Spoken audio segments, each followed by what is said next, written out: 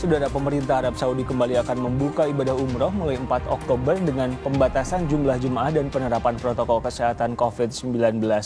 Pembatasan dilakukan dengan memperhatikan jumlah jemaah di Masjidil Haram ataupun Masjid Nabawi.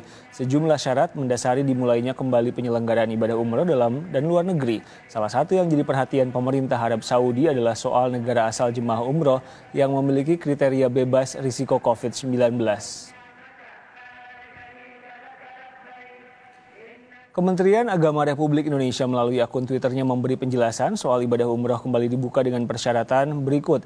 Kerajaan Saudi secara bertahap akan kembali buka penyelenggaraan ibadah umroh. Kementerian Agama terus melakukan persiapan sembari menunggu rilis daftar negara yang diizinkan Saudi diberangkatkan jemaah. Kami kutip dari akun Twitter Kementerian Agama Republik Indonesia. Pelaksanaan ibadah umroh akan dibuka kembali melalui tahapan jumlah jemaah. Tahap pertama mulai 4 Oktober 2020 untuk 6.000 anggota jemaah atau setara dengan 30% kapasitas Masjidil Haram. Tahap kedua 18 Oktober dibuka untuk 15.000 anggota jemaah. Sedangkan pada 1 November atau tahap 3 jumlah jemaah umroh per hari sebanyak 20.000 orang. Seluruh rangkaian ibadah umroh dilakukan dengan penerapan protokol kesehatan ketat. Saya sudah terhubung dengan M. Syahrul Murajab, PF Pensosbud KBRI Riyadh. Pak Murajab dengan Riko, selamat siang waktu Arab Saudi. Selamat sore waktu Jakarta, Pak Riko dan seluruh pemirsa TV Kompas.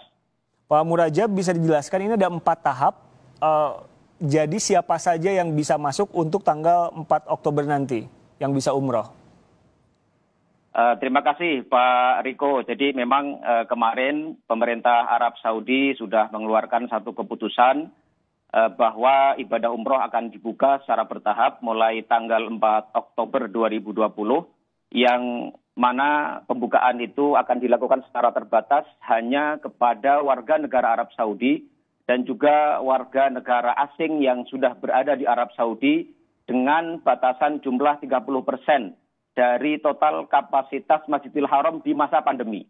Jadi kalau Masjidil Haram itu di masa normal memiliki kapasitas di atas 1 juta, tetapi di masa pandemi ini setelah diukur oleh pemerintah, mereka hanya membatasi maksimal hingga 20.000 jemaah saja.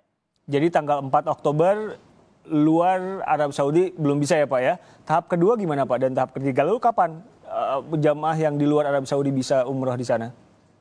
Ya, jadi nanti setelah 4 Oktober yang dibatasi hanya untuk warga negara Saudi dan warga asing yang sudah berada di Arab Saudi.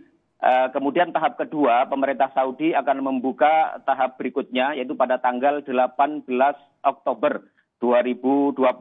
Nah, pada tanggal 18 Oktober ini mereka akan membuka dengan kapasitas hanya sekitar 75% dari total kapasitas Masjidil Haram di masa pandemi, yaitu sekitar 15.000 jemaah umroh saja dan maksimal 40.000 jemaah sholat 5 waktu pada setiap harinya. Untuk warga di luar Arab Saudi itu bisa umroh kapan? Ada kepastiannya Pak? Ya, kemudian dari 2 tahap itu mereka akan mengembangkannya menjadi tahap berikutnya yaitu tahap ketiga pada tanggal 1 November 2020.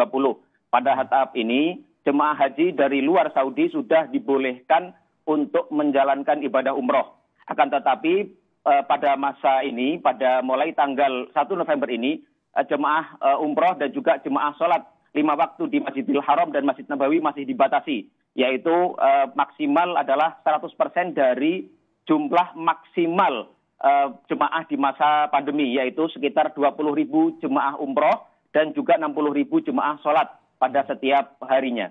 Kenapa saya tanya gitu Pak Murajab? Karena kan ketika ada tulisan umroh dibuka tanggal 4 Oktober, harapannya besar, tapi untuk di luar Arab Saudi itu tanggal 1 November itu pun dengan kemungkinan tertentu ya Pak?